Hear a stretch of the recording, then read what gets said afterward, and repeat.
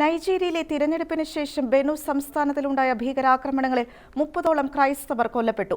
Justice and peace commission director father Remigius ഇഹ്യുലയാണ് ഇക്കാര്യം ഔദ്യോഗികമായി അറിയിച്ചിരിക്കുന്നത്. തെരഞ്ഞെടുപ്പിന് ശേഷം നൈജീരിയയിൽ വ്യാപകമായി ഭീകരാക്രമണങ്ങൾ നടക്കുന്നതായാണ് കാണാൻ സാധിക്കുന്നത്. ഫെബ്രുവരി 23 മുതൽ മാർച്ച് 1 വരെയുള്ള തീയതികളിൽ ബെനു സംസ്ഥാനത്തിലെ വിവിധ ഇടങ്ങളിൽ നടന്ന ഭീകരാക്രമണങ്ങളിൽ 30ലേറെ ക്രൈസ്തവർ കൊല ചെയ്യപ്പെട്ടതായി justice and peace commission director father Remigius Ihyula വ്യക്തമാക്കി.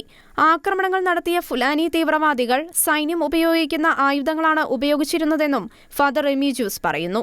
സൈന്യം ഉപയോഗിക്കുന്ന ആയുധങ്ങൾ ഫുലാനി ഗോത്രവംശജരുടെ കൈകളിൽ എങ്ങനെ എത്തി എന്നതിൽ നിന്ന് പ്രസ്തുത ആക്രമണങ്ങളിൽ അധികാരികളുടെ പങ്കിനെ സംശയിക്കേണ്ടിയിരിക്കുന്നുവെന്നും ഫാദർ റെമീജിയൂസ് ചൂണ്ടിക്കാട്ടി.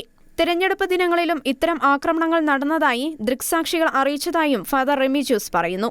കൂടാതെ ആക്രമിക്കപ്പെട്ടവരിൽ ഭൂരിഭാഗവും ക്രൈസ്തവരാണ് എന്നത് ക്രൈസ്തവർ കൂടുതലുള്ള മേഖലകൾ തെരഞ്ഞുപിടിച്ച് നടത്തിയ ആക്രമണങ്ങളാണെന്ന നിഗമനത്തിലേക്കാണ് വെളിച്ചം വീശുന്നത്.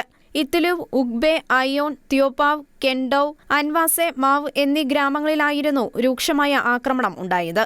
7 ഗ്രാമങ്ങളിൽ ക്രൈസ്തവർ കൂട്ടക്കൊലയ്ക്കിരയായി. ക്രൈസ്തവരെ പുറത്താക്കി കൂടുതൽ ഗ്രാമങ്ങൾ ഫുലാനി ഭീകരർ പിടിച്ചെടുത്തു. ആക്രമണത്തെ തുടർന്ന് രൂപതയുടെ നേതൃത്വത്തിൽ സജ്ജമാക്കിയ അഗാബെ ക്യാമ്പിലെ ജീവനക്കാരെ സൈന്യം സുരക്ഷിത കേന്ദ്രങ്ങളിലേക്ക് മാറ്റി. International desk, Shekinah news.